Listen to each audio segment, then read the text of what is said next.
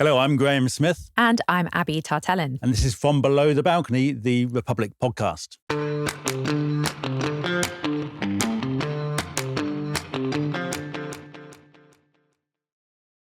Today we'll be talking Prince Andrew, Privy Council, shy MPs and the enormous cost of the British monarchy. Join, donate, get involved at republic.org.uk.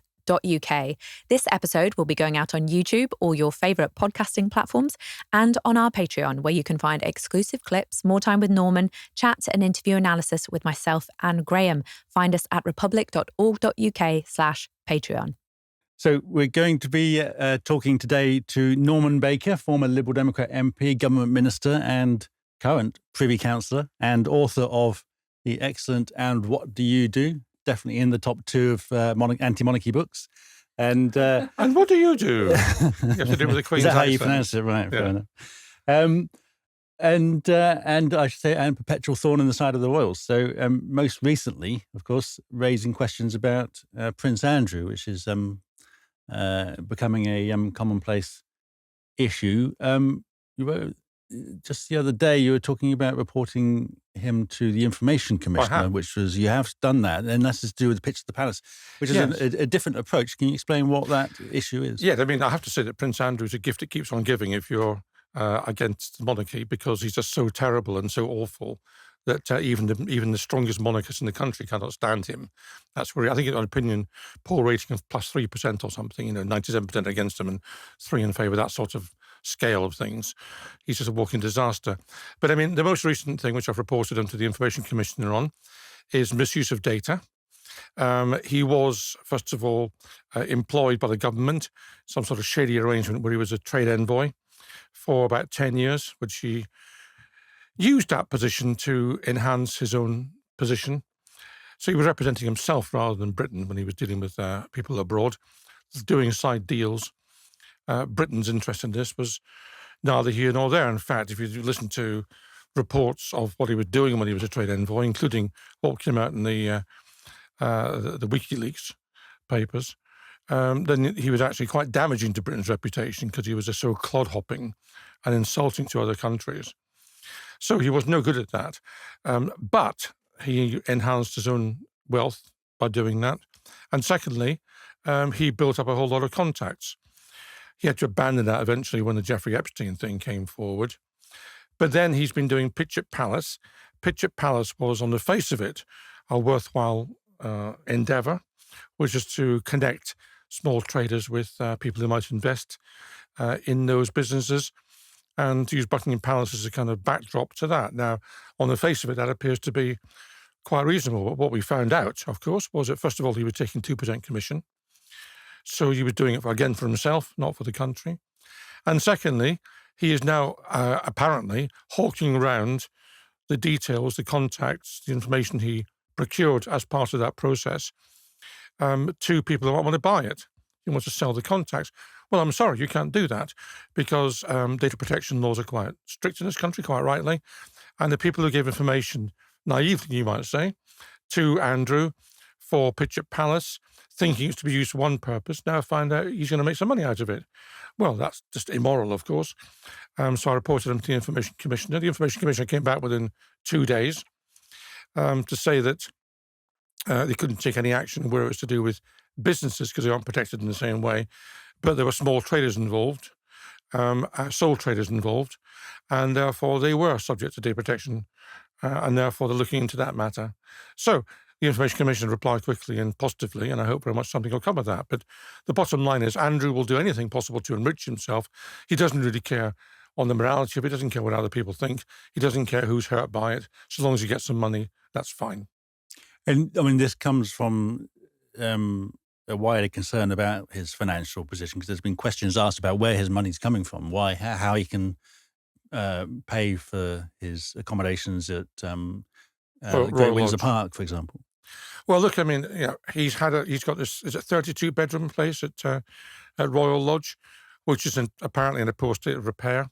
He's undertaken to maintain it, which he's not doing particularly well, by all accounts.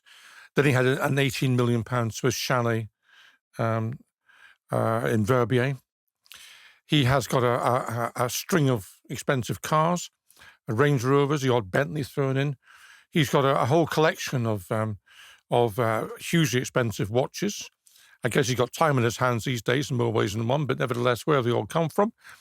He didn't get that from his £20,000 a year naval pension, did he? And he's been cut off by Charles, by all accounts. But even when he wasn't being cut off, even when the Queen was funding him, the Queen was apparently giving him £249,000 a year.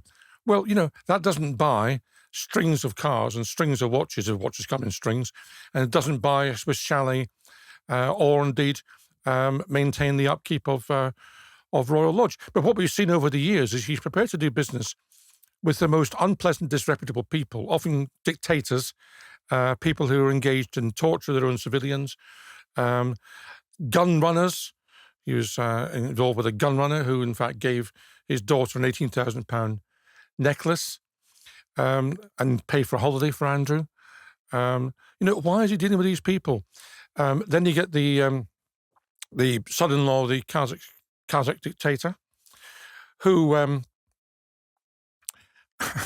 it's almost difficult to believe he's doing all this, but he was doing it. The son of this billionaire son-in-law of the Kazakh dictator, who has been very friendly with Andrew, of course.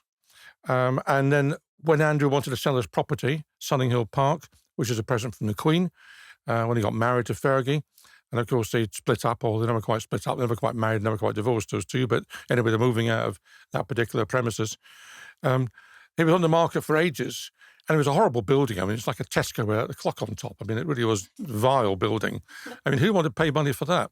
But anyway, he had it on the market for ages for £12 million, and no one was buying it. Next thing we know, and congratulations to the Sunday Times for some really good investigative journalism, we found out that this Kazakh dictator's son-in-law had actually paid $15 million for it. So he paid $3 million over the odds for a property that wasn't selling. Now, why would he do that? And then why would he, having got the property, why would he then leave it empty and finally demolish it? That's a backhander. That's absolutely a backhander. Andrew doesn't care. He doesn't care what this guy's done or what's happening in this country. By the way, this son-in-law is now in discussions with the Kazakh government to pay back £1 billion. So they've finally rumbled him, it seems, over there. But why would Andrew deal with these people? The answer is they give him money. That's all he's ever interested in. So he will take money from wherever it comes in order to maintain his lifestyle and Fergie's lifestyle, because Fergie is like a colander.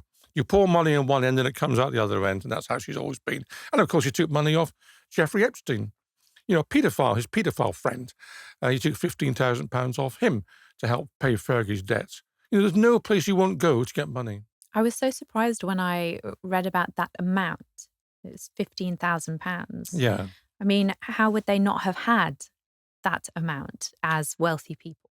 I think they did have that amount, but it's a fault of the royal family generally that they want someone else to pay for things. That is their mentality. They don't want to pay for anything themselves. It's the same with Charles. He's no different.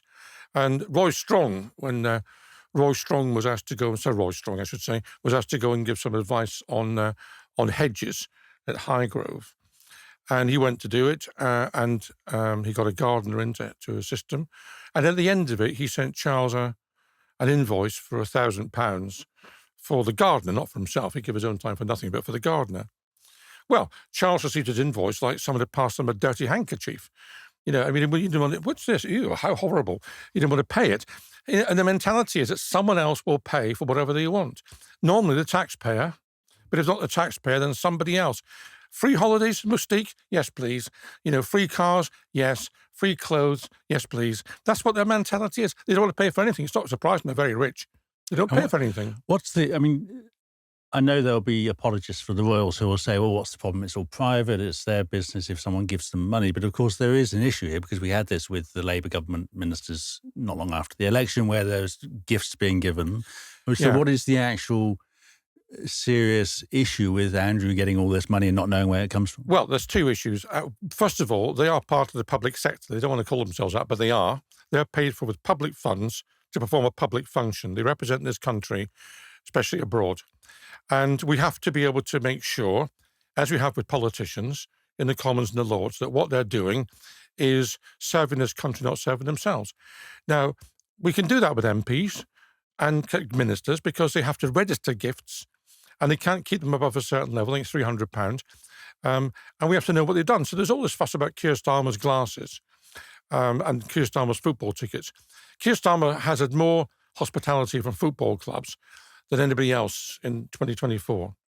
But, he registered it all. So although the Football League or the Premier League is now complaining about the idea of a football regulator, and of course he invited Keir Starmer to Arsenal matches to be able to bend his ear about the football regulator, we can now judge that. We can now say Keir Starmer's had these free tickets, has it influenced his behaviour? And that's how it should be in a democracy. We don't know who the royals are meeting. There's this huge hole in the system because official gifts now, they weren't even in those days, until 1995, official gifts were regarded as personal property, but official gifts now are logged and they're passed to the royal collection. But what about gifts that aren't official gifts? Who decides what's a personal gift and what's an official gift? Answer, the member of the royal family who receives it. So we don't even know what they're receiving. The palace doesn't even keep a list of private gifts. They don't know what's been received. And those gifts obviously buy people access and influence to Andrew. Yes. But do they buy access and influence to the state apparatus? Well, clearly people who give Andrew money think he's going to be able to influence something. they may be wrong on that, but they think that. And that this Chinese spy, alleged Chinese spy, clearly thought he was buying some influence from Andrew. Yang Tabao, I think his name was, when he got cozying up to Andrew. And even if Andrew doesn't directly influence, I guess he must still, for some reason, open doors to other people that he does open doors. And although Andrew is persona non grata in this country and nobody wants to be associated with him, there's still some cachet with him in Far East countries who haven't been following the intricacies of British royalty as much as we do. So there's still something of value there on the international stage. And of course, it's not just Andrew. Charles received €3 million in cash from a Qatari businessman, and then someone else was being offered honours in exchange for donations. Yes, this is, back in my days as an MP, I got Peter Mandelson sacked. And I got Peter Mandelson sacked because he had persuaded the Hinduja brothers to give £1 million for the dome, for the religious section of the dome. And in return, he helped them with their nationality applications. And he had to resign because of that. Now, which is all very proper. And the system worked well because Jack Straw, the Home Secretary, answered my question and Peter Mandelson had to fall on the sword as a consequence. But we knew about that because I was able to ask a parliamentary question and the information was there and so on. Now we got Charles doing the same thing. And, to my mind, he was caught red-handed because Michael Fawcett, his extremely close right-hand man, we got this letter which appeared in the paper saying, basically, if you give some money to Charles as good causes, we will help you with your nationality application. It could have been clearer. But, of course, Charles doesn't resign. The whole thing's passed off as a kind of misunderstanding or something, and life carries on as normal. But that picture, or it wasn't like a picture, there was a story, I think, but Charles receiving $3 million or something in kind of Harrods bags. Was it Harrods bags? In cash. Former Mason. Former Mason. Yeah. I'm sorry, I've downgraded him. In cash. How sleazy is that? It's a story you expect to find from a mafia boss, not from a King of England. And you imagine that a government minister was reported as receiving $3 million in cash. He'd be out of a job. Yeah. Absolutely out of a job. There'd be a huge row in Parliament and he'd be out of a job. And it's the same with Keir Starmer. I'm not defending Keir Starmer's glasses from Lord Ali. He probably shouldn't have accepted them. But, small beer, isn't it, compared to what the royals take? Yeah. And so, obviously, Charles kind of feels that way too about Andrew, that there's scandal after scandal after scandal. And now you can't just say, oh, his mistakes were mistakes. There's a pattern that's clearly there. And he's tried to make some distance between himself and Andrew, attempting to chuck him out of the Royal Lodge, for instance. But obviously Andrew's still a prince, so he hasn't made that kind of distance. And I'm wondering what you would say to somebody who, like Charles, would say, well, Andrew isn't the monarchy. It's just one bad apple. Because it feels like the scandals happen in every generation. Yes, they do. And I was just talking to Graham about how we don't get to see royal wills anymore. And that's because of a scandal in the early 1900s with another prince. Yes. And then you had another prince who, Edward, who did not become king because of his marriage to Wallace Simpson and his Well, relationship. he became king. He didn't get crowned. He didn't get crowned, but also there was, he had to be sent away during the Second World War Because he was a Nazi, basically. leaking information to the Nazis. Yes, he was a Nazi sympathiser. So can you distance individual royal family members and then still have a monarchy, or is it the institution that creates these situations where you have some incredibly spoilt individual? Well, look, I mean, there's an argument for a republic anyway, which is based on the fact that you should be able to elect who your head of state is, and you should be able to get rid of them. You know, Thomas Paine, who was a son of Lewis, my town, would say the questions are who put you there and how we can get rid of you, which should apply to anybody who's carrying out any function on your behalf, as it were, for the country. And of course, you can't get rid of them. And the idea that the monarchy always throws out the best person for the job, I mean, is clearly ludicrous. I mean, there are those who are diligent, I suppose. George V was diligent, a bit boring, but diligent. Edward VIII was basically a Nazi sympathiser. You know, I mean, you can't tell who's going to be next on the throne, whereas with elections, you can elect someone you think is going to do the right job. And if they don't get the job right, you can get rid of them. That's how it's got to be. So, but the British monarchy is particularly bad at this because the other monarchies, if you want to put an argument for a monarchy, the other monarchies in Europe have, by and large, reformed themselves to a degree. I mean, obviously, the principle of heredity is still there, but within that, they cost a lot less. They're more normal people, and they're a much narrower family in terms of who gets public money. I would remember being in Sweden. I think I was a minister at the time, and having a chat with this. I went to some function and having a chat with this woman in the corner. You know, 15 minutes into the conversation, I found out she was a Swedish princess. Well, you couldn't have that informality in this country because the British monarchy is the last imperial monarchy in the world. Well, I don't know about Tonga or somewhere, but the last European imperial monarchy. You know, the Russian Tsar's gone, the German Kaiser is gone, the Austrian Emperor has gone. And long before that, the French Emperor went. We've now got a collection of kind of perhaps insipid kind of monarchies in the Scandinavian and Benelux countries. But ours isn't. Ours carries on as though it's still 1750. You mean, that sense of arrogant entitlement. And it comes down to that arrogant entitlement, which they've got all the way through, that we are there to serve them, not them to serve us.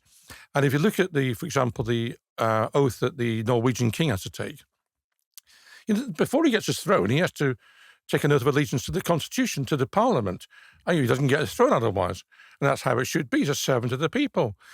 Over here, we have to take an oath to them.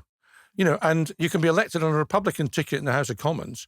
You can't take your seat until you've taken an oath of allegiance to not just the king, but his heirs and successors. What does that mean? Because that makes me think of, you know, Trump saying I could stand in the middle of, I can't remember, Times Square or some avenue and I'd like shoot to see him someone. try it, by the way, but yeah. But and that he wouldn't be charged or jailed. He said he could shoot someone and not be charged. Yeah, so could the monarch commit any crime? Because obviously... Well, yes, the monarch actually is...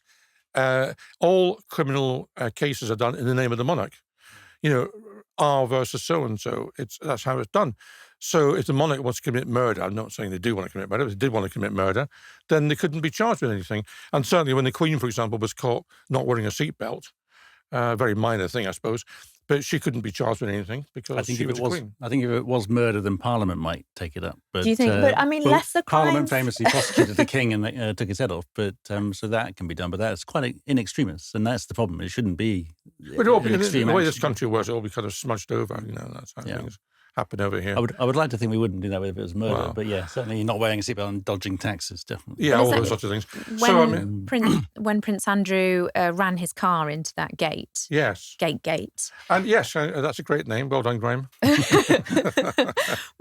Was he prosecuted? And no, was he not prosecuted because of this kind of... No, yes. I mean, look, they don't want to have embarrassment. They want to avoid embarrassment. So what happened was that, first of all, he wasn't charged with criminal damage, which he should have been. And secondly, he should have been made to pay for the gate.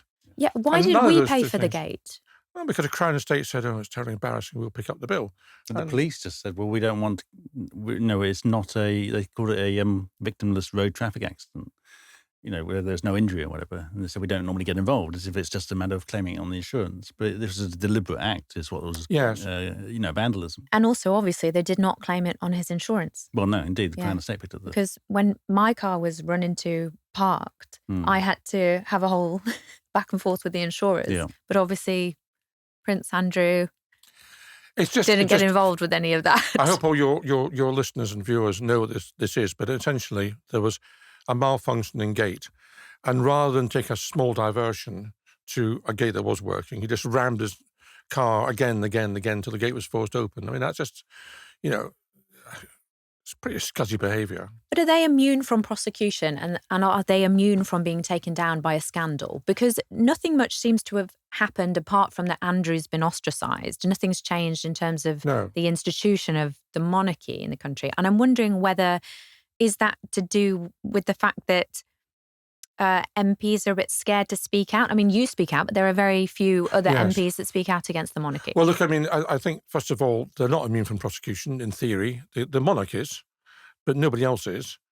And therefore, there's no reason why he shouldn't be charged with different offences. I'm hoping very much that Andrew will be charged with a data protection offence as a consequence of this. But, given the fact that Charles, when he was Prince of Wales at the time, wasn't implicated or anything happened to him as a consequence of this black and white attempt to buy someone's nationality, they don't, it comes down to embarrassment. There's a kind of deference for the royal family which still exists. Now, still in 2025, it's still there. And you see that in the way that in demonstrations dealt with, as you'll know, Graham, very well, that people don't like demonstrations because they're embarrassed by it. And, but why shouldn't you? It's the police's job, coming on to the police's job is to enforce the law. And part of the law is the right to free peaceful protest. That's part of the law. That's what they should uphold. And they don't, because it's embarrassing. So they find reasons to lock someone up for a few hours and then say, "Oh, we've terrible mistake, sorry." And of course, by that point, the point of demonstration is gone.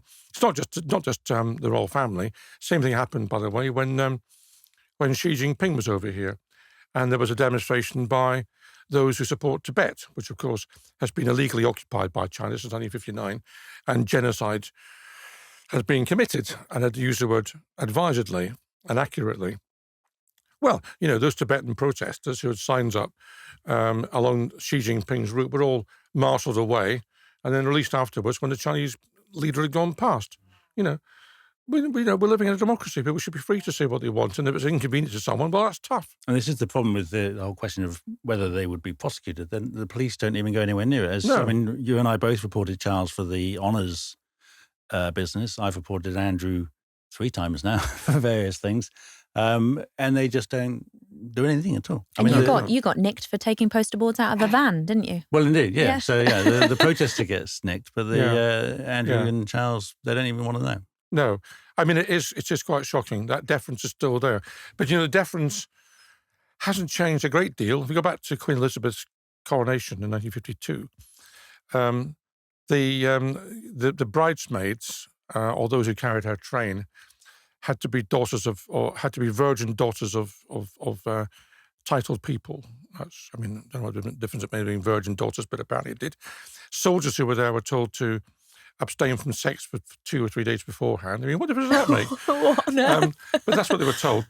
And, at the time, some opinion poll said that 25% of the population, I think it was 25%, thought that she'd been put there by God. As some sort of huge kind of gift from above to the nation. I mean, you couldn't Google anything back then, though.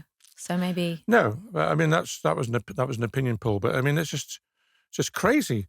And you saw episodes of when reporters actually wanted to cover things quite mildly. There was an occasion when the Queen took her shoes off. And that was reported in one of the papers. And it was all hell broke loose. How dare you insult the Queen and all this kind of stuff? She took her shoes off. That would be headline news on the BBC now if she took the shoes off just as a nice sort of fluff piece. It probably would be. I mean, the BBC don't help matters either. I mean, they tend to skewer away from those more controversial stories. I mean, even David Dimbleby has commented on this. Do you find them particularly frustrating? I find the BBC, I'm a great believer in the BBC. I think it's very important we have it, particularly when you look at what's happening in the States. I just wish it would do its job properly. And there are certain places it doesn't go, and the monarchy is one of them. And I actually went on to the Today programme. I actually spoke to the editor of the Today programme a while back and said, look, this is ridiculous, all this fluffy stuff. Where's your balance on this? So they had me on, and I went on to say that I was complaining about Prince Charles, as it was at the time, and the Duchy of Cornwall, which, in my view, should have been handed over to the state in 1760 along with the Crown Estate, and it's been kind of commandeered by him improperly, or commandeered by his ancestors improperly, and the money that comes in every year should go to the taxpayer, not to him. It's not this kind of royal slush fund, but she treats it as a royal slush fund, and William's even worse, actually, since he's taken over. And just by the by, you'll have seen that Channel 4 documentary when they're so mercenary, the Duchy of Cornwall, they were charging ambulances £1 million to park in London. They were charging soldiers who were there to fight for king and country to yomp across Dartmoor. They were charging the Royal Navy to moor against the river, I think, in Liverpool. I mean, they don't care. They just want money. Money, money, money. It's like an ABBA song. That's where they're at. But it could be MPs that could change that, right? Yes, because it could it's be. our land. Yes, it could be. Technically. Sorry, you asked me about the MPs. Are they shy? Are they monarchists? Are they worried somehow that they might lose their jobs, even though they're given those jobs by ordinary people? Do they consider us monarchists? They won't. They're not. I don't think they're worried to lose their jobs. I think they're not monarchists either, particularly. I mean, the Tories might be monarchists. There was a couple of things voted on about 20 years ago when I was in Parliament. I think one was about the oath that you took when you became an MP, and that was almost carried. There was a lot of Labour MPs and Lib Dem MPs who voted for a change. None of the Tories did, interestingly. It was absolutely down the line on that. But of course it can change things. But the reality is that it's for most people, it's not seen as a central issue. The essential issue is economy or defence or the health service or something else. And it's kind of 95th on everybody's list. So no one does anything about it. I think it's very sad because 25% at least of the population is going to be Republican. It goes up and down, Graham, as you'll know. But even on the most pro-monarchist day, it's 25% or thereabouts of people who are going to be Republican. Well, 25% of the House of Commons is 650 divided by 4. Is it not? Whatever that is. Get my maths ready. It's 160 or something. Something like that, yeah. 175. 160. Yeah, 160. Yeah.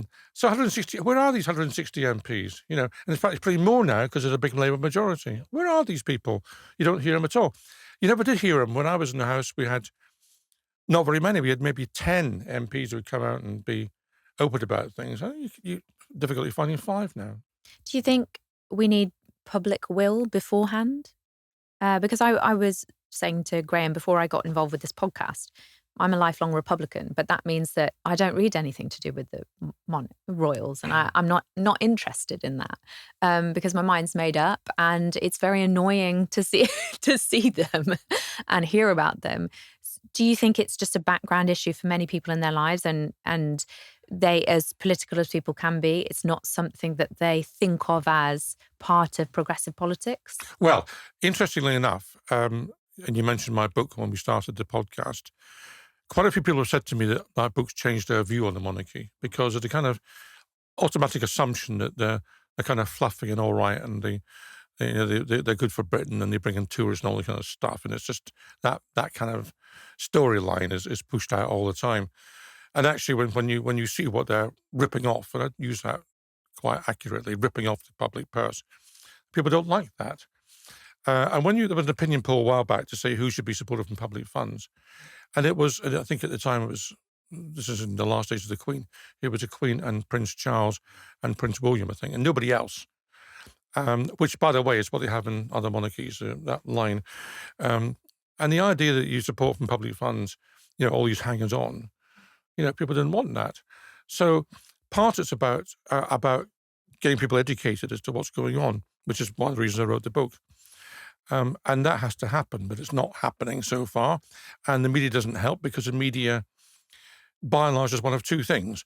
Most of the time, they present this fluffy image. Today's papers, for example, have got William and Kate making Welsh cakes.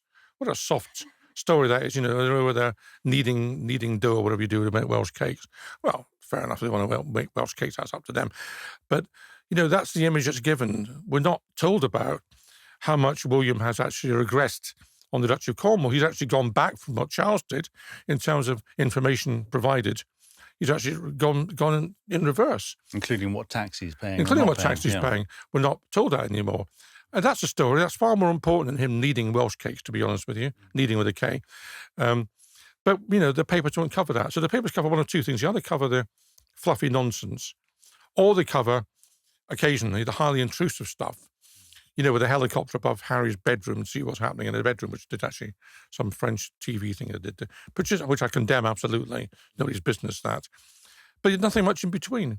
How much do you see in the papers? Guardian sometimes, apart from the Guardian. How much do you see in the papers about the constitutional issues, about the amount they're costing us, about this thing called Queen's Consent, where the royal family can influence legislation before MPs even see it? How much do we find out about that? Why do people talk about that? And what's your sort of opinion on this constant refrain that they're really good for tourism? I really like what you said in The Guardian recently, or actually it was to do with the coronation, that we are not Disney World and we shouldn't be making our decisions dependent on tourists. How do you feel, that we should make decisions on part of the British people instead of tourists? Or for the... I mean, of all the arguments for the monarchy, the tourism one is the most nonsensical one, the whole lot. It's nonsensical because, you don't base your constitutional arrangements around what tourists want. I mean, who thinks that's a good idea? In any case, as I point out to people who raise that argument, the palace in Europe with the most visitors is the Palace of Versailles. And the French got rid of their monarchy in 1848. So we cleared out Buckingham Palace, you get more people in there, getting more money for the taxpayer. Because how much of a percentage of Buckingham Palace do we have access to now, or do tourists have access to now? Because obviously we're not flocking there all the time. It's people from other countries. I don't think they have access to a huge amount, but they pay a huge amount for that access. And indeed, I saw in the paper today that we're now going to see St. James's Palace opened up for people to wander around. £85 a ticket to do that. Where's that going to the taxpayer? No, it's not. Really? It's not going to the taxpayer? Of course not. The money from Buckingham Palace doesn't go to the taxpayer. We pay for the refurbishment of Buckingham Palace, and the money goes. The Queen said it was her money. 369 million in the coronation year. And if you go back to about 2015, the estimate then from the palace was 50 million, and then we had a new Prime Minister Theresa May and a new Chancellor Philip Hammond, I think it was. And suddenly the palace, they tried on 369 million, and the Tories just said yes. And now they're trying to justify the new increase, which is coming in this year, I think, of the sovereign grant. The sovereign grant. Which they're saying, oh, well, we need to finish the refurb on the palace. So we've already increased it for that purpose. We have already increased it. And also... This increase is nothing to do with that, but they're trying to justify it. But that sovereign grant, I mean, you said in your book that, Ronnie Briggs would be envious of what I think you called the Great Gravy Train robbery. I mean, what is the sovereign grant? What's so scandalous about it? The scandalous thing about the sovereign grant is that after lobbying from Charles, George Osborne, who was Chancellor, and presumably David Cameron, I don't know, agreed to replace a civil list, which had been in place for 251 years, with a sovereign grant. So rather than have a set amount of money each year, which Parliament, by the way, could debate, which it doesn't debate anymore properly. That's been taken away from Parliament, the opportunity to debate things properly.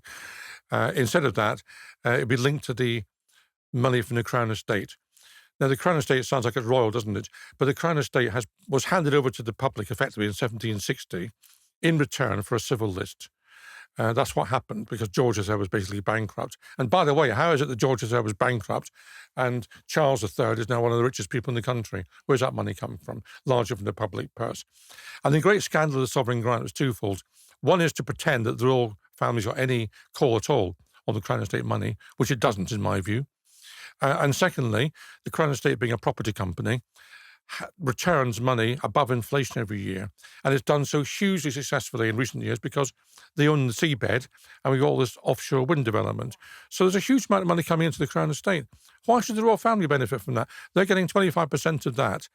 That's 25% that should be going to the taxpayer to fund hospitals and schools. Why should it go to the richest family in the country? That's completely outrageous, but that's what's happening. It's so often misrepresented, that ownership, isn't it? And I think calling it the Crown Estate's obviously very confusing for Yes. people. But I saw on the Panorama documentary about just before Charles became king, what will he do once he's king? And they seem to refer to the Crown Estate as if it belonged to the duchy, as if it belonged to him. Well, the duchy doesn't belong to him either. They call Yeah, it a private estate. I'm sorry, I meant to tell you on that point earlier on about the Today programme, which was, I went on there and explained why, in my view, the Duchy of Cornwall was not a private estate, although Charles calls it that all the time. It actually belonged to the public. That was at 6:50, I think, on the Today programme. Next thing that happened was St James's Palace rang up the Today programme and demanded an apology for that allegation from me that it was a private estate. Now, the interview had been carried out, in my view, perfectly properly, because the BBC reporter who had been interviewing me had put the view of Charles. He'd said, well, no, it's a private estate for the following reasons. And we had a proper debate. So both sides of the argument were heard. But that wasn't good enough for Charles. He wanted the whole thing knocked on the head. So the BBC cravenly apologised for that at about 8:10, I think it was, on the same day. Absolutely shocking. But it's not an argument, is it? We do own them. They're just sort of loaned to them because they're related to the offices of king and prince. Well, I mean, look, there's two separate things. The Duchy of Cornwall and Duchy of Lancaster should, in my view, have been handed over to the Crown Estate and therefore to the public in 1760. And the only reason they weren't really was because they were worth nothing at the time. And they were worth about, I think, 16 shillings or something, ludicrously small. So they got overlooked. And then when it came to 1830, and it was looked at again, it was not incorporated then because Parliament or the government wanted to not annoy the king because they wanted the king to push through the Great Reform Act to enhance the voting system and the number of people who could vote. So it was put on the back burner then. But there's no question in my mind that the duchies are government bodies. In fact, the Duchy of Cornwall was a government department in Victorian times. So this idea of private estate is absolute nonsense. As far as the Crown Estate is concerned, technically, it is still royal, because what happens at the beginning of every single coronation or a new monarch arrives, they have to agree to hand over the money from the Crown Estate to the government. So that technically, I was there at the Accession Council as a Privy Council watching Charles do that, make sure he did it. He did. I'm not sure he liked doing it, but he did it.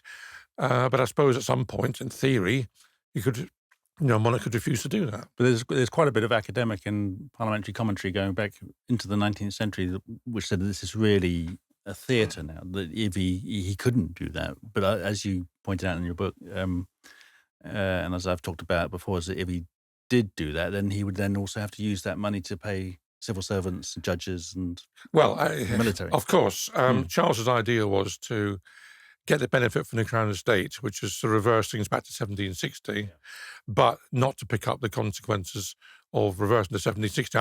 I've said publicly that if Charles wants to have the Crown Estate, he can have it, providing he picks up a bill for all these things that George III got rid of. The judges, the civil service, the army. Great, let him pay for that. Yep. And this is why it was handed over, because it was no longer enough to pay for that, and therefore they handed it over and got a stipend in return. Yeah. So, but yeah, as you said, it. But let's just pick on the figures. I don't want to mar people in figures, but the last year of the civil list, 2011, the amount of money going to the royal family, the civil list was 7.9 million. The sovereign grant next year is 132 million. I mean, what's that by way of an increase?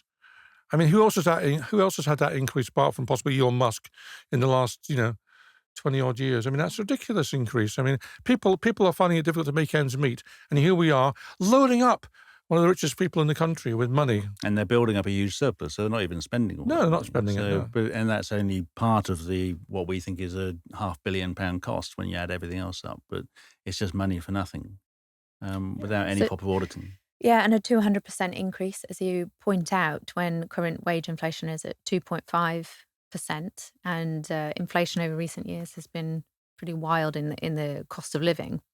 So what do you think they should get? Well, they'd be laughing all the way to Coots, wouldn't they? I guess, with all this money coming in. Well, they should. I mean, if they're going to have a monarchy, it should be absolutely scaled down. And one of the things I looked at in my book was how much the cost of other monarchies is. And, the British monarchy is way more expensive than any other monarchy in Europe. I mean, some of them were less than £10 million a year to maintain. I mean, it's just ludicrous. It's probably £500 million when you take in security as well.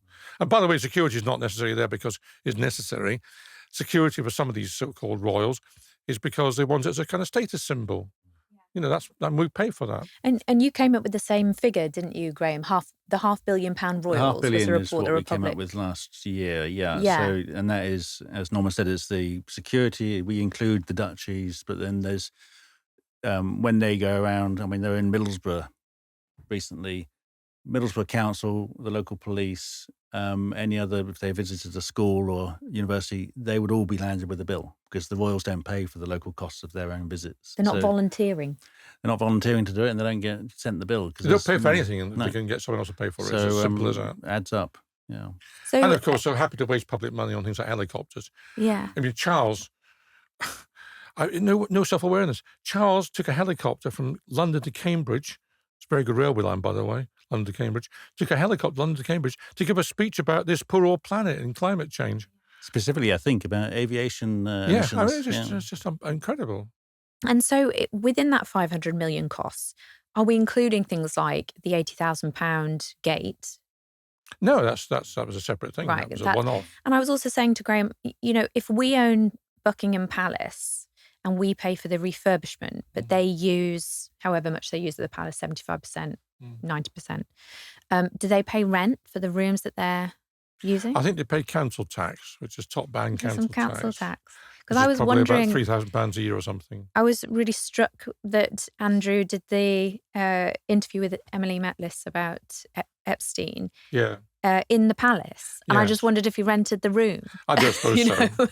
I mean, I think he had living accommodation at the time there.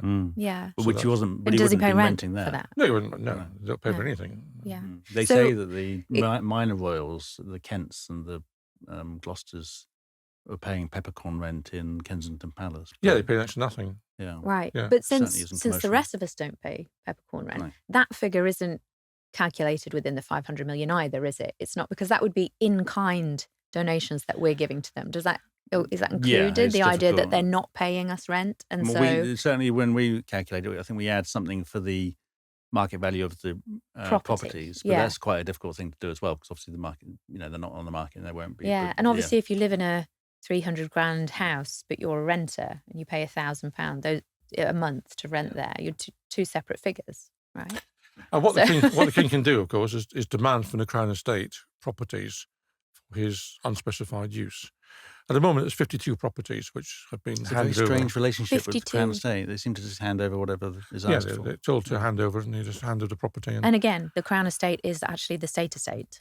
Yeah, I mean, they shouldn't be doing it. They should be making sure. I've written to the Crown Estate saying, "Are you getting market rent for these properties? Because that's what you need to be doing." Yeah.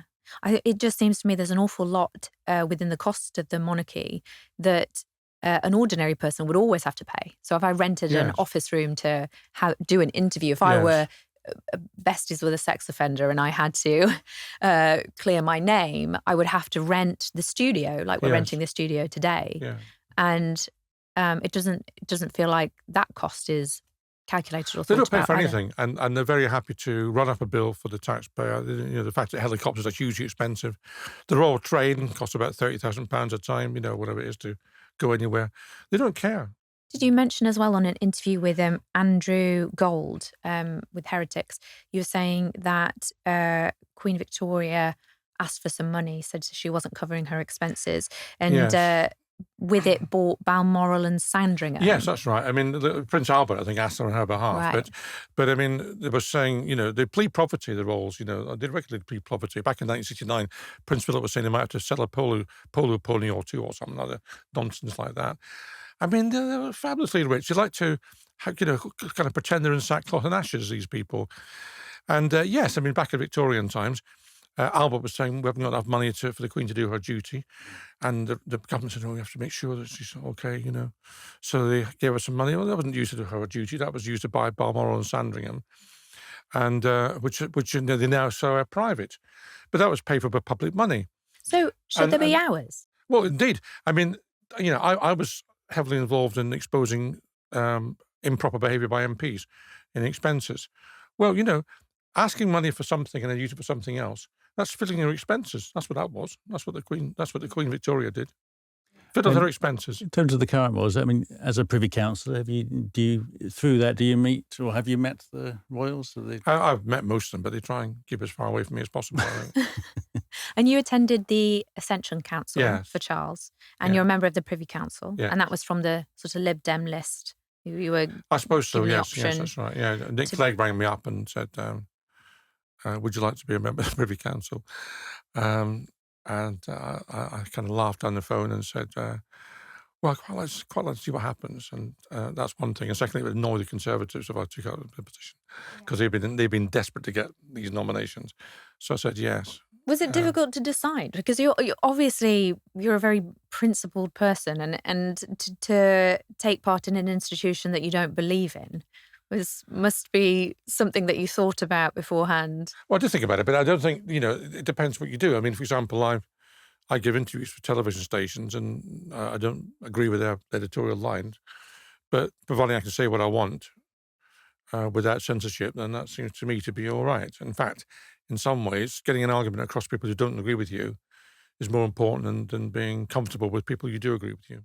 Kind of curious. I don't think I've ever asked you this as to where your republicanism came from. I often get asked, when did I sort of become a Republican? It's always been, how I've thought about things as long as I can remember. But is this something that you've always thought about? I think I was brought to the topic by the sheer arrogance and entitlement and grotesque waste of public money and discourtesy for the public at large that the monarchy in this country demonstrates. And they get away with it for the reasons we've talked about. But I just think they need to be held to account. So that's one of the reasons why I got involved in this whole area. But also, being in Lewis, of course, one of our famous sons is Thomas Paine, who was a great Republican and helped with the French Revolution and helped in due course with the American Constitution. Yeah. So was it was it something that you never really thought about until later in adulthood? Because, I mean, you grew up in Scotland and then London. I don't know whether there was any influences on your politics. Well, I've always been radical. I mean, but I didn't. So I don't think I was ever asked a question when I was about 15 or something, but had I asked a question, I might have answered it the right way or the wrong way. I just don't know. But I think when you analyse how society works and you work out what the problems of society are, one of the problems we've got is the monarchy. It's a problem. People think it's great for the country. It's not, in my view. It sets the wrong example, but also it fossilises us in this kind of Disney world, of princesses and castles, and that's how we sell ourselves to the Americans still. And actually, it holds Britain back. Britain has got a different rule now from how it had in 1945, and what the monarchy does, inadvertently perhaps, is to try to set out the message that somehow Britain is still the great country it was in 1945.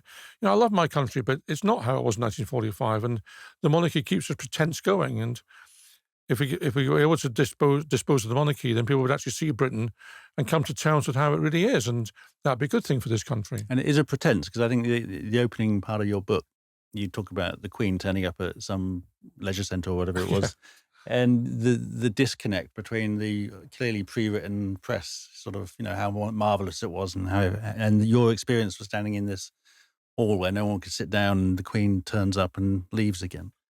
I think what I say in the book, was that if a politician had behaved as a Queen did on that particular day, they'd have been castigated and hauled over the coals by the local press for doing so.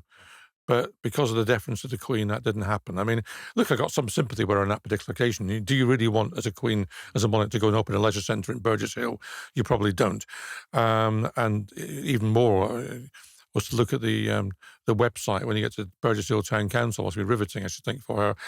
But I mean, so I got some sympathy with her on that particular day. But the fact of the matter was that, the whole thing was written in advance. All that changes is the weather, and in that sense, it's like the worst sort of theatre review. You write the review of the play without seeing the play. And are you writing a book at the moment, or you have I'm a new writing book another out? book on the royals. I was commissioned to do one because the last one has gone quite well. So it's provisionally called Royal Mint National Debt, because I've forgotten who it was. Was it Thomas Cobbett? Said you can tell a lot about a country that's got a royal mint and a national debt, which is probably true. So that's it's going to concentrate on the money largely. That's coming out in... That will be, if I finish writing in time, it'll be written by May and out in September.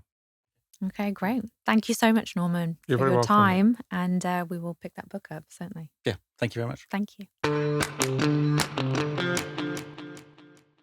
I was really glad Norman talked about the Crown Estate and the duchies and who owns them, because, I've noticed on various documentaries, even on an interview that Norman did with Andrew Gold, that Andrew Gold mentioned the duchies and said, oh, the land they own. They're charging rent on the land they own, and it's not the land they own, No. right? So I wondered if you could explain, given that Republic has just come out with the Ditch the Duchies report, why actually they belong to the state. Well, all of this land, the duchy land and all the Crown Estate land, and a whole load of other land that the government is deemed to own, so, other prisons, military bases, government buildings, is Crown land. So it's all owned by the Crown. Now, the Crown is an institution of state. And it's been owned by, obviously the Crown has disposed of land and bought land over the centuries. But the state used to be synonymous with the king. And the king was the person that held the crown. Now, it was established centuries ago that it was the crown that owned the land, not the king personally. So it's the institution of monarchy that owns it and not Charles of Windsor. Yes. In this or not the institution scenario. of monarchy so much, but the crown itself. So the reason, because the whole concept of there being a monarchy beyond just the king is a relatively modern thing. But if you go back hundreds of years, there were various wars and revolutions, and one king would depose another king, and so the state, Parliament and the aristocrats and all the rest of it, were adamant that clearly the king can't own these things, because if you depose him, he runs off with all your country's wealth. And back then, land was the source of income. That's where the state raised funds so that it could pay for things like judges and civil service and so on. And taxes were relatively rare. Income taxes in 19th century innovation. So it was always held to the crown. So regardless of who was wearing the crown, the so it's property stayed literally with the state. crown. It feels like saying, Yes. does it literally belong to this, like The hat. the Yes. hat? Yeah. What?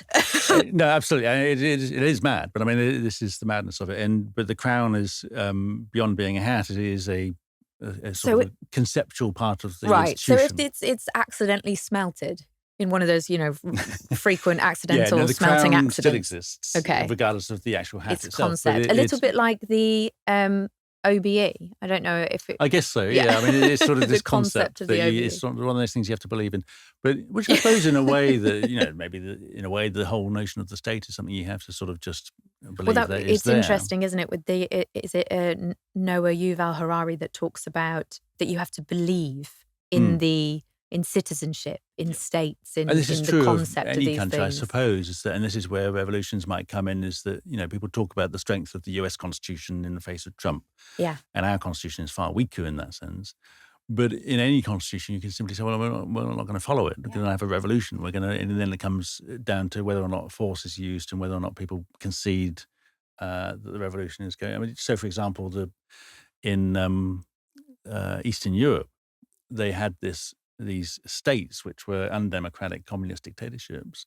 And there came a point where everyone just stood up and said, no, that's not happening anymore. Well, I was actually talking to Norman while you were, I think, before the podcast, and you were with Jeet, our tech, and we were talking about Trump and how, we underestimate how much everything relies on everybody kind of agreeing what we're doing here. Yeah. And, if you have to believe in the state, Trump obviously doesn't believe in any of those, the Constitution, the power of democracy, those kind of beliefs. There is this notion, that we I talked about this in my book, about and it was talked about a lot when Boris Johnson was Prime Minister, because he was, with some influence from someone like people like Dominic Cummings, so much of the British state is based on convention, which is just habit, really. Yeah. And our former chair, Professor Stephen Haysler, used to say that, the Constitution is what the last person got away with.